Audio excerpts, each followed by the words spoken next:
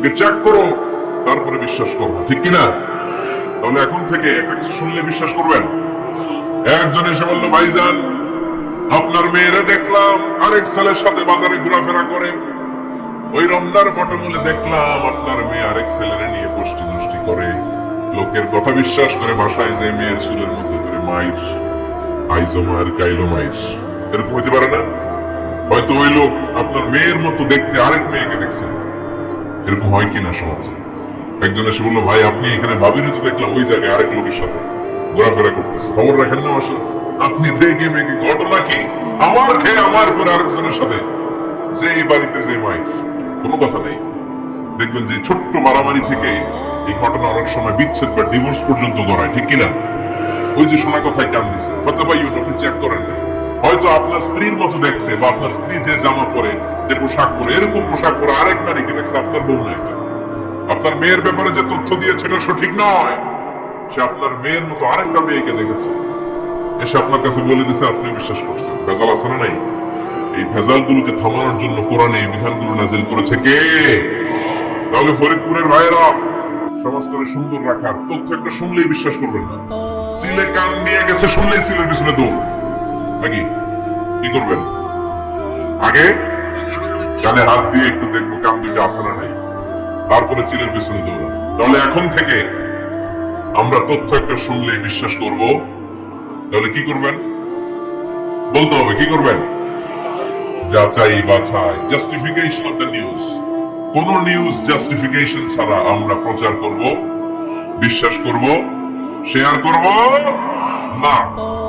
আল্লাহ বললেন, ইয়া আইয়ুহাল্লাযীনা আমানু লা ইয়াসখার কওমুম মিন কওম। ওহে আমার ঈমানদার বান্দারা, শোনো শোনো, খবরদার কখনো কোনো মুমিন বান্দারে ঠাট্টা করো না, অবজ্ঞা করো না, ঠাট্টা করো না। তার মনে কষ্ট হয় এমন কোন কথা তারে বলো না। Never scoff of anybody. কাউকে নিয়ে ঠাট্টা করবেন না, তার দেহ নিয়ে, তার আকৃতি নিয়ে, তার বংশ নিয়ে। এক লোকের বাবা ছিল চোর, কিন্তু তার ছেলে অনেক ভালো। আপনি কি তারা বলতে পারবেন তুই চোরের ঘরের চোর? বলতে পারবেন? চুরি করছে বাবা, ওর কি দোষ? কথা বলেন। এগুলো কবিরা গুনাহ। আওয়াজ করে বলেন তো কি গুনাহ? কারো আকৃতি নিয়ে, আমার ফরিদপুরের কলেজের টুকরা যুবক ভাইরা, কারো আকৃতি নিয়ে কখনো অবজ্ঞা করবে না, তুচ্ছ জ্ঞান করবে না। এটা কবিরা গুনাহ, এটা আল্লাহ খুব অপছন্দ করেন। এর কারণ আকৃতিটা আমাদের হাতে নেই। আমাদের কারো নাক লম্বা, কারো খাটো, আমরা কেউ কালো, কেউ সাদা, আমরা কেউ স্মার্ট, কেউ অন্যরকম। তো এই যে আমাদের এক এক ধরনের আকৃতি, এটা কি আমি বানাইছি? আপনি বানাইছেন? দিছে কে?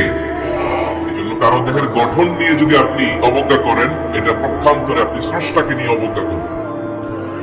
কারো দেহের আকৃতি নিয়ে যদি আপনি তুচ্ছ করেন, তাকে তুচ্ছ করেননি, আমার রবকে আপনি তুচ্ছ করেছেন। চিল্লায় বলেন ঠিক কিনা? খবরদার, তুই কালু, তুই লম্বু, তুই মোটু, তুই কানা, তুই রোহিঙ্গা, আছে না নাই? ইদানিং ইদানিং এটা খুব চলে। এই রোহিঙ্গা নামটা আছে না? ফরিদপুরে এগুলো ঢুকে নাই না? আমাদের ওইদিকে দেখি কি অবস্থা, কারোর সাথে কেউ লাগলে তুই রোহিঙ্গা। কি আশ্চর্য, এই গালি কবে আসলো? হ্যাঁ, অনেক ধরনের গালি। ঢাকে আর একটা চলে ফইন্নির ভূত, কি বলে? এগুলো আগে শুনি নাই আমরা, রিসেন্ট এগুলো বলা শুরু করছে। ফইন্নির ভূত, রোহিঙ্গা না, এগুলো বলে আপনি কাউকে অবজ্ঞা করতে পারবেন? পারবেন না। খবরদার, এটা কবিরা গুনাহ, এটা ছোট গুনাহ মনে করবেন না। কারণ আকৃতি নিয়ে তুচ্ছ করা যায় না, কারণ আকৃতি দান করেছে কে? ওয়াল্লাযী ইউসাউইরুকুম ফিল আরহামি কাইফা ইয়াশা, লা ইলাহা ইল্লা হুয়াল আজিজুল হাকীম। তিনি এমন সত্তা, যিনি তোমাদের চেহারার অবয়ব দিয়েছেন, তোমাদের আকৃতি দান করেছেন তখন যখন তোমরা মায়ের পেটের ভেতরে ছোট্ট চোখের মতো ছিলা। মায়ের পেটের ভেতরে আমরা যখন সবাই এত ছোট্ট, তখনই আমাদের চেহারার আকৃতি দিয়েছে কে? কে সুন্দর হবো, কে ছেলে হবো, কে মেয়ে হবো, কে মোটা হবো, কে চিকন হবো, আমার ইচ্ছা হয়েছে? আওয়াজ করে বলতে হবে, কার ইচ্ছায়? প্রত্যেককে যদি আল্লাহ প্রত্যেকের নিজের চেহারা ডিজাইন করতে দিতেন, আল্লাহ যদি বলতেন তোমার চেহারাটা কেমন হবে তুমি ডিজাইন করো, তাহলে আপনি আপনারা কেমন বানাতেন? হ্যাঁ বলেন। ফরিদপুরের ভাইরা বলেন সুন্দর করে বানাতেন, তাই না? সবচাইতে স্মার্ট, সবচেয়ে সুন্দর করে আমি আমার চেহারাটা বানাতাম। যদি আমাকে ডিজাইন করার সুযোগ দেওয়া হতো, কিন্তু এই সুযোগ তো আল্লাহ দেন নাই। ডিজাইন স্বয়ং করে দিয়েছেন কে? কোন নারীকে যদি আল্লাহ বলতে, এই নারীরা তোমাদের চেহারা কার কেমন লাগবে তোমরা বানাও, প্রত্যেক নারী কি করতো? বিশ্ব সুন্দরী করে নিজেকে বানাতো।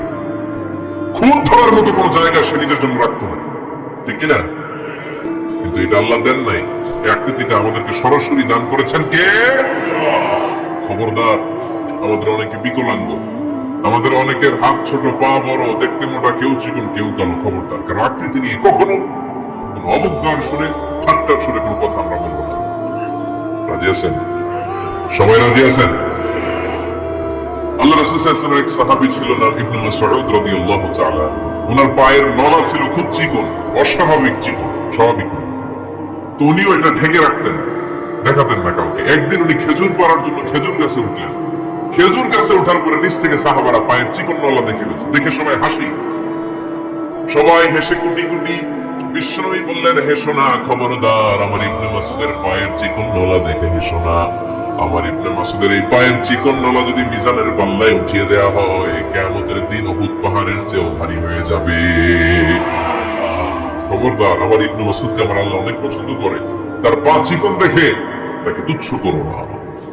আল্লাহ হাবিব সাল্লাল্লাহু আলাইহি ওয়াসাল্লামের 11 জন স্ত্রীর মধ্যে থেকে একজন স্ত্রী ছিলেন একজন স্থূল আকৃতি, অবিসিটি ছিল, একটু মোটা। ওনার নাম ছিল সাফিয়া রাদিয়াল্লাহু তাআলা আনহা। আম্মা জান আয়েশার সাথে একবার সাফিয়ার ঝগড়া। নবীদের বউদের মাঝে মাঝে মাঝে ঝগড়া হতো, তবে সেটা হতো মধুর ঝগড়া। সুবহানাল্লাহ পড়েন। আম্মা জান আয়েশা রাদিয়াল্লাহু তাআলা আনহার বাসায় একদিন বিশ্বনবী বসা ছিলেন। আরেকজন স্ত্রী, বিশ্বনবীর আরেকজন স্ত্রী রান্না করে কিছু খাবার আম্মা জান আয়েশার ঘরে পাঠিয়েছেন। এক দাসী দিয়ে বলল, যাও এটা আয়েশার ঘরে দিয়ে আসো, কারণ নবী আয়েশার ঘরে। আম্মা জান আয়েশা রাদিয়াল্লাহু তাআলা আনহা বললেন, এগুলো কি? ওই দাসী বলে, তরকারি। কে দিছে? অমুক স্ত্রী। কেন দিয়েছে? আমি কি রান্না করতে পারি না? তোমরা রান্না তোমরা খাও। এই কথা বলে পাতিল সহ উড়ায় মারছে চেহারা। এর কারণ ওনারা মানুষ ছিলেন, মানবীয় ব্যাপারগুলো ওনাদের মধ্যেও কাজ করত। আমার এক স্ত্রী ঝোল দিয়ে রান্না করে কিছু খাবার নিয়ে এসেছে। আম্মা জান আয়েশা রেগে মেগে ওই ঝোল নিয়ে ওই স্ত্রীর গালের মধ্যে মেখে দিয়েছে। বিশ্বনবীর আরেক বউয়ের গালের মধ্যে ওই ঝোল লাগাই দিচ্ছে। এবার ওই স্ত্রী বিশ্বনবীর কাছে যে বলে, ইয়া রাসূলুল্লাহ, দেখেন আয়েশারে আপনি বেশি আদর করেন তো, দেখেন কি করে আমাদের সাথে। এই যে আমাদের গালের মধ্যে ঝোল মাখাই একবার মেকআপ বানিয়ে দিচ্ছে। বিশ্বনবী সাল্লাল্লাহু আলাইহি ওয়াসাল্লাম বললেন, তাই আয়েশাকে ডাকো। আম্মা জান আয়েশা রাদিয়াল্লাহু তাআলা আনহা আসলেন। আল্লাহ রাসূল সাল্লাল্লাহু আলাইহি ওয়াসাল্লাম বললেন, তুমি কি আমার এই স্ত্রীর সাথে এমন আচরণ করেছো? আম্মা জান আয়েশা বললেন, করেছি। কেন? আম্মা জান আয়েশা বললেন, তখন মেজাজটা গরম ছিল, এখন বুঝতে পারতেছি আসলে এই কাজটা করা ঠিক হয় না। এবার বিশ্বনবী বিচার করবেন। বিশ্বনবী বললেন, আল কিসাস, যেমন করা হয়েছে বিচার হবে তেমন। তোমার গালে যেমনি ঝোল লাগাই দিয়েছে, তুমি একটু ঝোল নিয়ে আয়েশার গালে লাগাই দাও। সুবহানাল্লাহ পড়বেন না? ওই স্ত্রীও কিছু ঝোল নিয়ে আম্মা জান আয়েশার গালে লাগাই দিল। এখন দুজনে হাসতেছে, বিশ্বনবীও হাসলেন, আরশের উপর থেকে খুশি হয়ে গেলেন। কে? স্ত্রীদের মধ্যে মাঝে মাঝে এটা ঘটতো। সাফিয়া রাদিয়াল্লাহু তাআলা আনহা ছিলেন একটু মোটা। আম্মা জান আয়েশা বললেন, ইয়া রাসূলুল্লাহ, দেখেন আপনার মুটি বউ, আপনার মুটকি বউ, এই মুটি বউ বলে একদিন একটা গালির মতো দিয়ে ফেলছে। আল্লাহ রাসূল সাল্লাল্লাহু আলাইহি ওয়াসাল্লাম রেগে গেলেন, বললেন, আয়েশা এটা কেমন কথা? তুমি বললাম মুটি, আমার সাফিয়ারে তুমি মুটি বলে গালি দিলা রে আয়েশা। ইয়া আয়েশা, লাকাদ কুলতি লা কালিমা লাউ মুসিজাত বিমাইল বাহরি লামাযাজাতু।